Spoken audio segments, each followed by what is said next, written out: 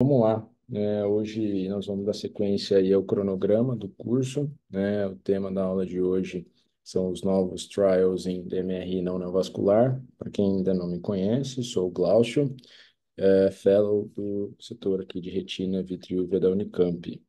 Eu dividi esse assunto em três momentos para a gente falar. Eu vou, na introdução, só colocar alguns conceitos básicos que vão acompanhar a gente durante toda a apresentação. Depois a gente já vai direto para os trabalhos, que são vários, né? E no final, o último slide é um slide que vai resumir tudo que a gente apresentar aqui. Bom, então, a gente sabe que a DMRI é uma doença de alta prevalência no mundo, né? E a estimativa é de que em 2040 chegue a 288 milhões de pessoas com a doença, né? Das quais de 85 a 90% delas vão ter a forma aí não neovascular, certo? Então, existe um movimento aí da comunidade científica e também da indústria farmacêutica, né? Tentando atuar de forma mais eficaz, né, no cuidado desses pacientes, porque até então não existe um tratamento conhecido eficaz para esses pacientes, seja eles na forma leve, intermediária ou na forma avançada. É, E o objetivo final é impedir que cheguem na forma avançada. Essa é uma retinografia no paciente com uma atrofia geográfica e acometendo o centro da fóvea, que é aquilo que a gente quer evitar, né? Seja então aqueles que já estiverem nesse momento aí, a gente pode pensar em atrasar a evolução dela, né? E os que ainda não chegaram lá, tentar impedir que eles progridam. Aqui eu trouxe um slide da aula do ano passado, da primeira aula do cronograma de 2023, só para a gente colocar aqui as categorias, né, de modo que alguns trabalhos vão utilizá-la para decidir quem é que vai ser incluído, quem é que vai ser excluído aí dos grupos de tratamento e de controle dos estudos. Então, queria destacar a categoria 2, que é a DMR inicial, e a 3, que é a intermediária, né? Então, são aquelas presenças de múltiplas drusas pequenas, ou então algumas drusas médias com alteração pigmentar, até aqueles pacientes que têm uma drusa grande ou já várias drusas médias, né? Podendo ou não aí estarem acompanhadas por atrofia geográfica não foveal. Eu queria agora jogar alguns conceitos que a gente vai precisar durante a aula. O primeiro é sobre o efeito da fotobiomodulação, né? Porque é uma estratégia que tem se estudado, né? E o que embasa, né, a escolha por essa estratégia de tratamento é o efeito, né, que se encontrou em vários trabalhos de bioquímica, de biologia, de neurobiologia, do efeito da exposição de células neuronais a comprimentos de onda entre 650 até 850, como um modulador na atividade da cadeia transportadora de elétrons da membrana da mitocôndria, da respiração celular mitocondrial. Isso, então, modularia vias de sinalização celular como o NF-κB, evitando muitas células de chegarem, né, à morte celular. Isso também diminuiria a produção de espécies reativas de oxigênio, dióxido nítrico, e também, né, aumentaria aí a produção de ATP pelas células, de modo que elas fiquem viáveis por mais tempo, certo? Um outro conceito, né, importante da gente colocar antes de começar a falar dos trabalhos é sobre as vias do complemento, né? São três, né? A via clássica, da lecitina e a alternativa, e elas convergem, né, é, através aí da proteína C3 para a formação do C3A, que é uma partícula aí pró-inflamatória, e o C3B, que é um componente da enzima C5 convertase, e que vai então atuar num outro protagonista dessa via, que é o C5. O C5 também, quando clivado, o C5A é pró-inflamatório e o C5B vai compor complexo de ataque à membrana, que leva a lise celular e morte celular, né? Então, esses dois alvos aí, C3 e o C5, os protagonistas das vias, né, passaram a ser alvo de tratamento, né, na busca por tratamento dos pacientes que estão com a forma avançada que a gente vai discutir aqui hoje. Para quem está vendo aí pelo YouTube, a aula fica gravada, né? Então a gente tem aí muitas aulas boas de 2022, 2023. No ano passado a gente discutiu os trabalhos do AREDS, né? Nós falamos sobre dieta do Mediterrâneo, falamos sobre o Chroma, o Spectre e o Complete. Eu recomendo que pare e assista as aulas que passaram para depois retomar daqui. E vamos para os trabalhos em si. Então, vamos começar falando sobre essa busca pelo tratamento da forma leve e intermediária. A fotobiomodulação é a primeira estratégia, né? Isso a gente já comentou, começamos a comentar nas aulas de 2023. Esse primeiro trabalho é o Lightsight 1, que foi publicado no Retina em 2019. Tinha a intenção aí de avaliar a eficácia e segurança da fotobiomodulação, né? Que aconteceria por meio desse dispositivo, o Valeda Light Delivery System, que então ofereceria aí a exposição aos comprimentos de onda de 590, 650, 850 nanômetros, e aconteceria então em duas séries de tratamento, no mês 1 e no mês 6. Esses pacientes fariam aí 3 vezes por semana durante 3 a 4 semanas e era avaliado os desfechos primários, a acuidade visual e os secundários, alterações anatômicas, né? A população do paciente foi de 46 olhos de 30 pacientes com DMR intermediário, numa média aí de 76 anos. E o que que o trabalho mostrou para a gente?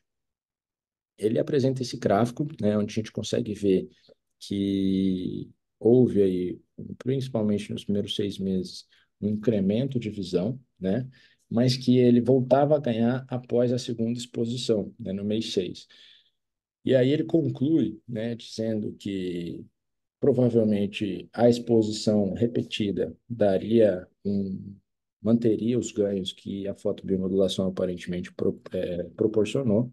Esses ganhos, né, na média, se traduziam em um ganho de 4 letras no ETDRS, mas existia um percentual importante de paciente que conseguia um ganho maior que isso, principalmente no grupo tratado, né, chegando aí a 50% desses pacientes, enquanto no grupo que não foi tratado com fotobiomodulação, somente 13,6 conseguiram ganhos maiores que 5 letras.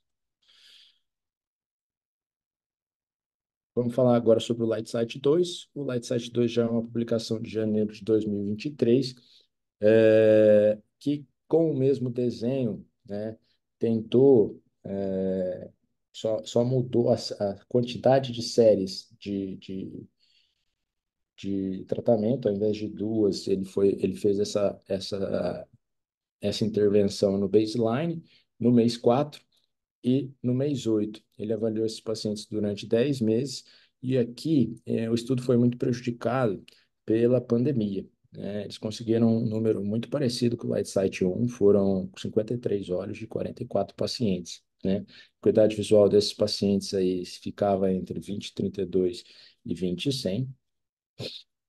Interessante a gente comentar, né, que essas sessões de tratamento, elas eram curtas, né, apesar de parecer muito, né, são 5 minutos por olho somente. Essa imagem aqui, só para ilustrar o desenho do estudo, a randomização acontecia na proporção 2:1, né, e vale destacar aqui que o grupo controle, né, o sham, ele era um sham ativo, né? Ele fala sobre essa redução na fluência da luz, né? Ele suprimiu somente o comprimento de onda de 850, mas de 590 e 660 reduziu as fluências em 50 vezes e 100 vezes, respectivamente. Que ele encontrou de resultado? Bom, mais uma vez, o desfecho primário era ganho de visão, e no final de 9 meses, os pacientes que conseguiram completar aí as 27 sessões de fotobiomodulação tiveram um ganho aí de 4 letras, enquanto o grupo Active Sham ganhou só 0,5 letras, né? Isso foi um P aí menor que 0,1. Aqui nessa tabela, só destacar, né, os valores absolutos aí, então eram pacientes com acuidade de 70,65 ali no intragrupo fotobiomodulação, né, e teve esse ganho de 3,94 que ele arredondou lá na introdução para 4, né? Enquanto o grupo controle ganhou os olhos 0,5 somente. E aqui nessa outra linha, destacar aquele desfecho secundário avaliado, né? O percentual de pacientes que tiveram um ganho maior que 5 letras, um pouquinho menor que no Light 1, aqui foi 35,3% contra 16,6% no grupo sham. Esse gráfico aqui vai ilustrar exatamente esse ganho, né, que a gente acabou de comentar. A gente vê, mais uma vez, um padrão que a gente destacou lá no Light 1. Parece que nos primeiros 6 meses há um ganho de visão substancial que depois pode ser que atinja um platô, né? No grupo sham, isso caiu, né? Houve um ganho inicial também, né? Mas depois houve um declínio. O desfecho secundário, eu tinha comentado que o desfecho anatômico também era avaliado. Geralmente, eles avaliavam o volume das drusas maculares e também o surgimento de novas atrofias geográficas, né, através de alto fluor. Mas eles não encontraram um P significativo. Mas trouxeram esse gráfico que ilustra algo que pode ser, né, é, um efeito aí modificador de doença, já que no grupo tratado não houve crescimento do volume de drusas maculares.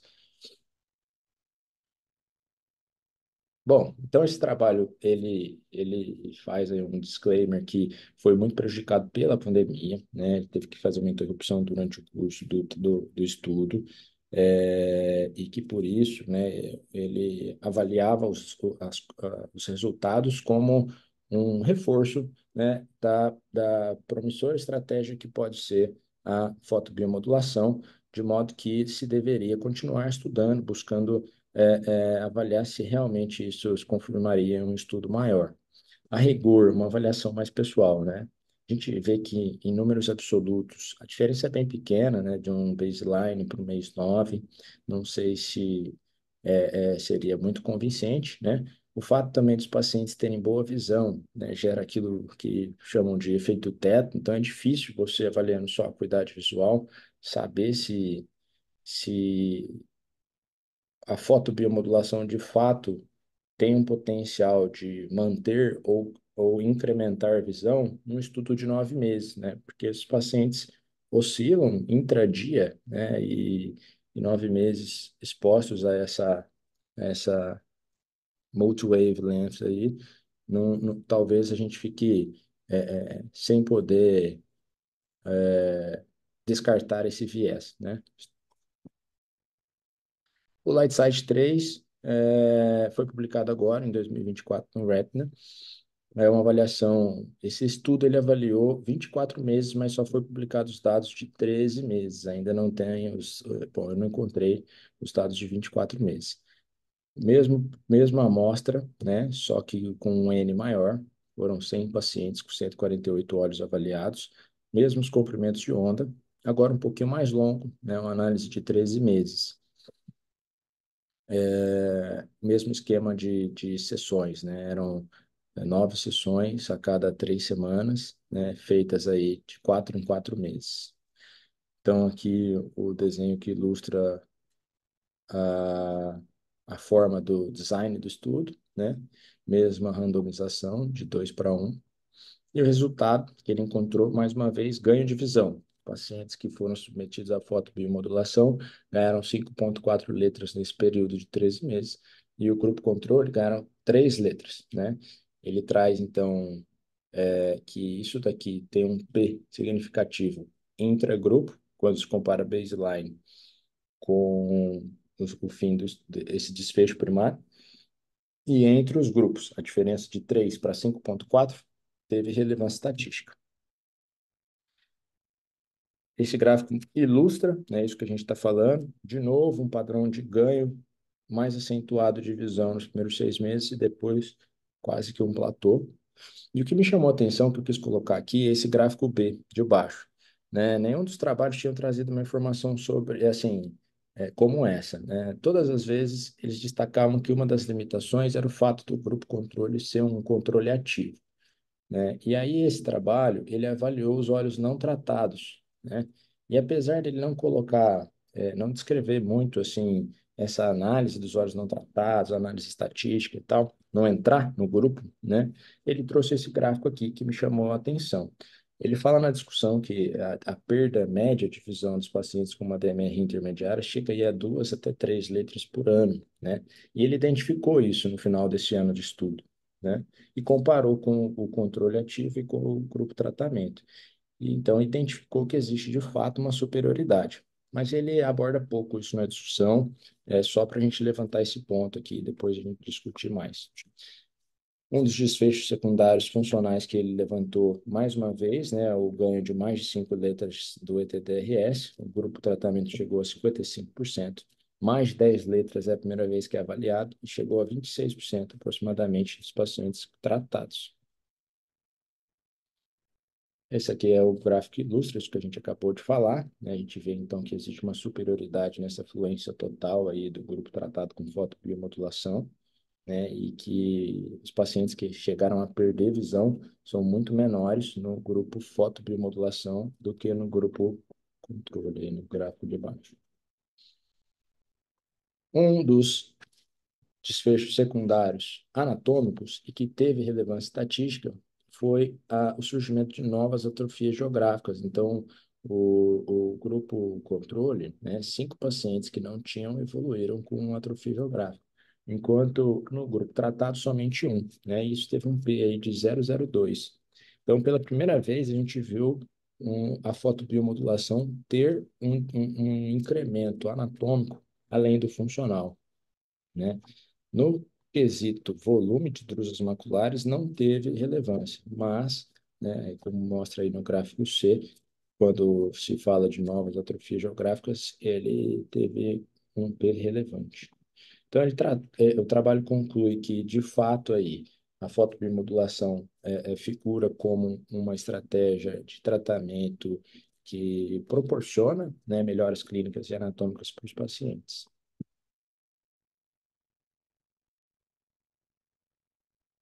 Limitações. A principal, né, está no grupo controle, que a gente falou, que é um controle ativo, né, que pode ser aí reforçado pelo fato dos olhos não tratados terem a média de perda de visão já esperada, né? E é um estudo que usa um esquema de tratamento muito penoso aí para os pacientes e também para os médicos, né? Em 13 meses foram 40 visitas, então, para a vida real, não sei se seria muito reprodutivo. Bom, sobre as formas leves intermediárias, basicamente as novidades ficam por aí. Agora, sobre as formas avançadas, nós vamos falar sobre a redução da taxa de progressão da atrofia geográfica. Esse é o alvo principal dos trabalhos mais recentes. No ano passado a gente já comentou do Oaks e do Derby, né? Foi um trabalho aí de 24 meses, no centro, randomizado, que pegou pacientes com mais de 60 anos com atrofia geográfica por DMRI, sem histórico de neovascularização, ou neovascularização ativa, né? E propôs, então, avaliar o pegcetacoplan intravítrea. O pegcetacoplan é um inibidor do C3, aquele cara que a gente comentou lá no início, na introdução.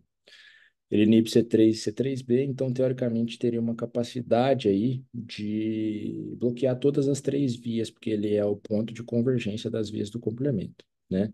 A intervenção era a injeção intravítrea de 15 miligramas da droga, e ele fazia isso de 2 formas, mensalmente, né? Ou o every other month, era bimestralmente. E aí comparava com o grupo injeção simulada. O primeiro desfecho aí de 12 meses analisou só a anatomia das atrofias geográficas através da autofluorescência, né? E depois, no final de 24 meses, ele fazia uma análise funcional, avaliando melhor acuidade visual corrigida, a melhor acuidade visual corrigida em baixa luminosidade, velocidade de leitura, esse Visual Function Questionnaire, né? Esse questionário de visão, né? Para fazer uma análise mais subjetiva do que os pacientes perceberam.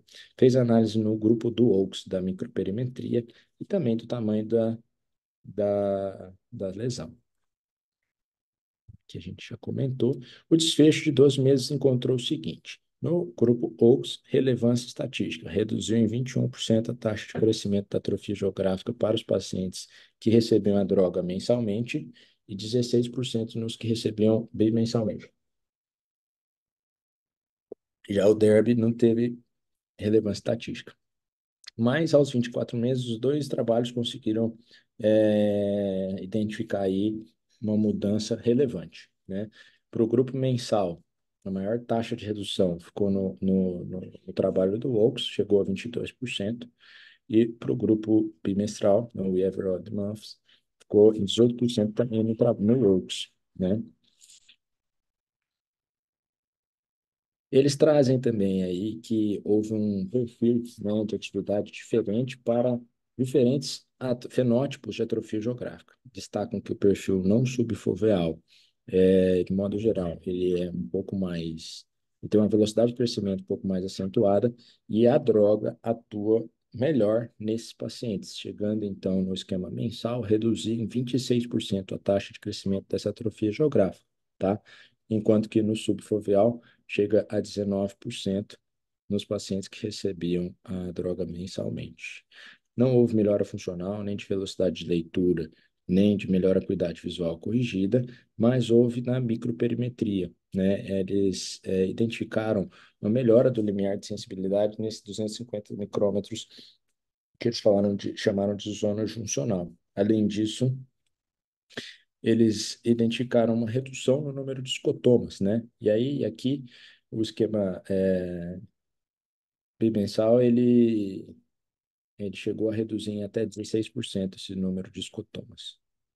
Vale destacar que na fase 2, né, o Phil Study identificou uma incidência maior de neovascularização macular nesses pacientes. O esquema mensal chegou a ter 12,2% de neovascularização.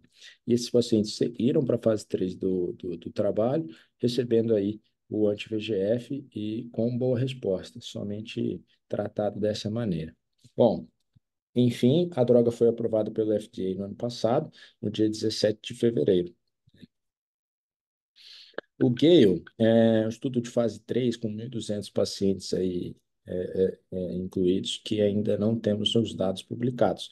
É um estudo open label para avaliar a, a eficácia e segurança da droga, né? Tem aí uma previsão de dados, de resultados para setembro de 2025.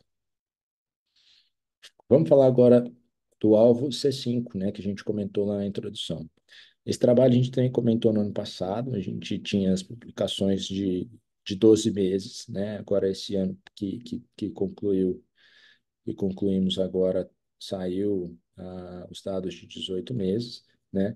A droga é o avancicaptad pegol, inibidor do C5, né? Esse estudo aqui de fase 2, 3 pegou 286 pacientes de 50 anos ou mais com a atrofia geográfica não foveal, né? E ele foi dividido em duas partes pareadas. Parte 1, 77 pacientes, e a parte 2, 209 pacientes. Na parte 1,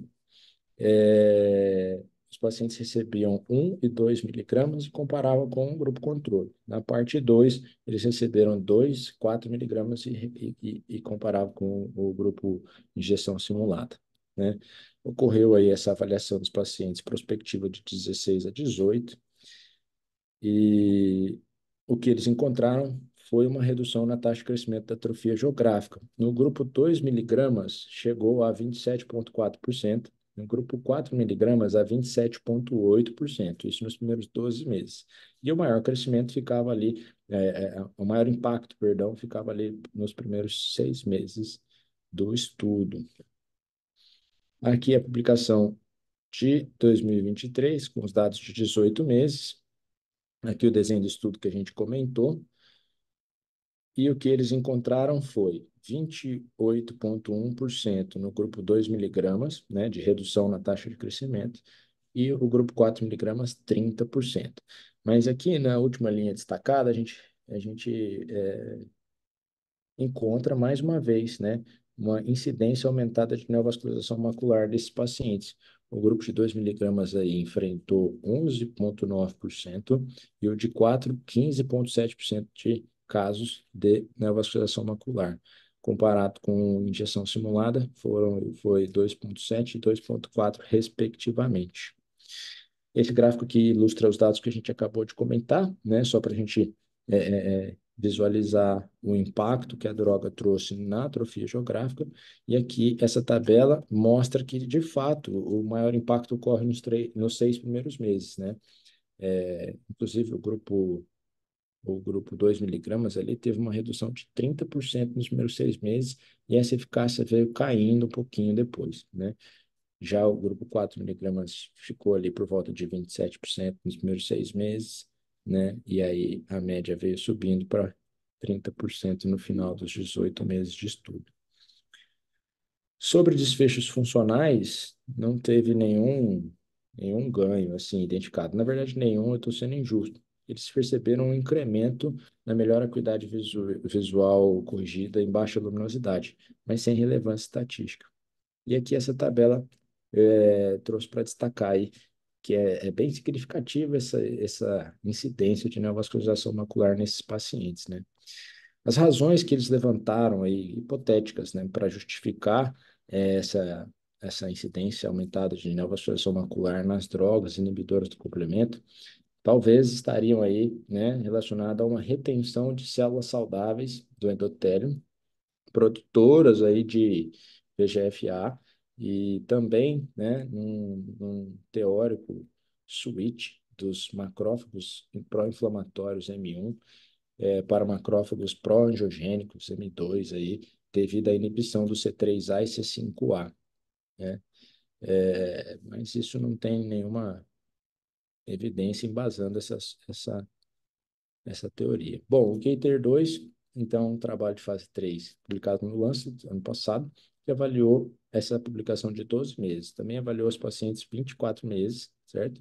Estudo randomizado, duplo cego, com controle, fase 3, né? Pegaram os mesmos pacientes com 50 anos ou mais, sem atrofia geográfica envolvendo o centro, né? Com acuidade visual de 20/25 a 20/320, e o primeiro e o desfecho primário avaliado era a avaliação da atrofia geográfica e se ela diminuía sua taxa de crescimento ou não. Ele fazia essa avaliação na autofluorescência no baseline, no mês 6 e no mês 12, e queria encontrar a eficácia e segurança da droga. Foram 448 pacientes incluídos aí no trabalho, recebendo aí os 2 miligramas, né? Essa análise prospectiva se deu de junho de 2020 até julho de 2021. E então, ele encontrou, quando comparado com o grupo de injeção simulada, uma diferença de 14%, né, na taxa de crescimento da atrofia geográfica, né, em favor do grupo tratado com a droga, tá? Mas, novamente, uma incidência maior de neovascularização macular. No grupo tratado, 7%, e no grupo controle chegou aí a 3%. Esses três gráficos, né, mostram aí as três formas que ele utilizou para medir a atrofia geográfica, né? E todas elas encontraram um P significativo, né? Uma redução em favor da droga. Os eventos adversos, como a gente destacou, neovascularização macular, neovascularização de coroide peripapilar. As limitações, ele fala sobre o tempo de segmento, ainda 12 meses ser curto, né? E ele comenta sobre o fato de ter poucos dados sobre o perfil dos pacientes que não foram avaliados com a CTA, que poderiam, então, talvez terem sido excluídos do estudo, alguma coisa poderia ter passado, e também, por caso, aqueles que evoluíram talvez tenham algum padrão, né, não foi avaliado, porque eles não utilizaram a CTA. E aí eles concluem que a droga, de fato, tem um poder de diminuir a progressão da atrofia geográfica, certo? Ainda que a injeção mensal, né, seja aí bastante desagradável para os pacientes e para os médicos. Fato é que foi aprovada pelo FDA no ano passado, em 5 de agosto, tá? E de modo um pouco controverso. O estudo Catalina é um estudo que avaliou nós estamos indo aqui para a reta final já da discussão, da apresentação. Essa partícula, NGM621, né, foi utilizada em pacientes com atrofia geográfica secundária a DMRI, né, é uma imunoglobulina e inibidora do C3. Foram 320 pacientes recrutados, né, e randomizados em 4 braços. Um braço recebia a cada 4 semanas, né, a droga intravítrea, o outro braço recebia a cada 8 e eram comparados aí com as injeções simuladas. Encontraram bom perfil de segurança, porém, e tolerabilidade, porém sem relevância estatística, né, na eficácia de conter as mudanças da atrofia geográfica, reduziu aí uma média de 6% nos 2 braços, sem relevância estatística. Uma outra estratégia que vem sendo avaliada, né, são os implantes de neuroproteção, né? Eu encontrei esse trabalho de fase 2, ele foi publicado, se não me engano, em 2021, e ele, com base nesse efeito neurocitoprotetivo aí da premonidina, né, tem com uma teórica capacidade de reduzir espécie reativa de oxigênio, mais uma vez, trazendo, né, viabilidade para as células do PR de Miller, ele dividiu 101 pacientes aí em 3 braços, na proporção 2:2:1, com um implante no baseline, no mês 6, né, com a dose de 132 em um braço, 264 no outro, comparando com o controle. É um implante biodegradável de brimonidina, e ele encontrou que, ao final de 12 meses, para os pacientes que tinham uma atrofia geográfica maior ou igual a 6 milímetros quadrados, houve uma relevância estatística aí na capacidade de reduzir as mudanças da atrofia geográfica, né? Enquanto que as atrofias menores não teve relevância. Nos primeiros 3 meses, não havia relação com a área. No final desses 12 meses, havia relação com a área. E então ele concluiu que esse dado aí, né, seria capaz de suportar estudos de fase 3 para ver se de fato esses implantes biodegradáveis de brimonidina têm capacidade de transformar a doença.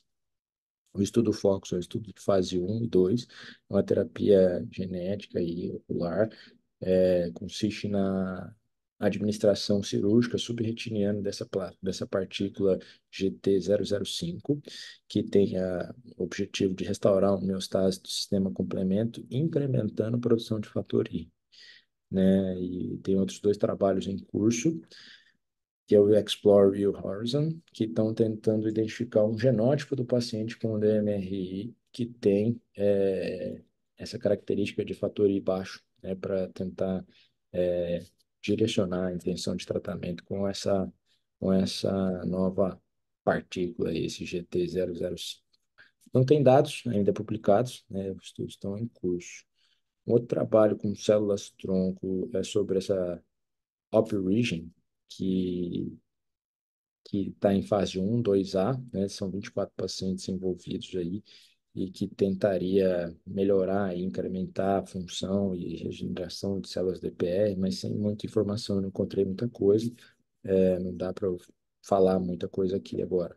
Tem previsão de conclusão em junho de 2025, e esse é o slide resumo, que então o cerne lá do nosso assunto, a DMR seca, né? Dividindo então pelas categorias do AREDS, né? Leve, intermediária, a gente já sabia, né, dos multivitamínicos e, na verdade, da fórmula do AREDS, né, da dieta do Mediterrâneo, aquela capacidade de reduzir o risco de progressão em até 1/4, né, e perda de visão em 20% dos pacientes. A fotobiomodulação, então, agora cresce nesse cenário aí dos pacientes leve, com a categoria leve a intermediária, né, podendo até, pela sugestão do Lightside 3, reduzir aí a surgimento de novas atrofias geográficas, além do ganho de visão, e no braço ali da DMRC com a forma avançada, né, a inibição do complemento é o alvo dos trabalhos que vêm aí suportar essa estratégia. São esses 4, o OAKS, o DERB, o Gator 1 e o Gator 2, né? Mas deixando sempre aquela ressalva sobre a incidência aumentada de neovascularização nesses pacientes. o Gale lá em cima, no cantinho, né? A extensão de 3 anos que a gente ainda não tem informação. E esses outros alvos aí também estão em andamento, né? Implante biodegradável de primo, terapia genética, higiênica, né? Células-tronco. Isso daí a gente ainda não tem muita informação. Bom, era isso que eu tinha para falar. Obrigado.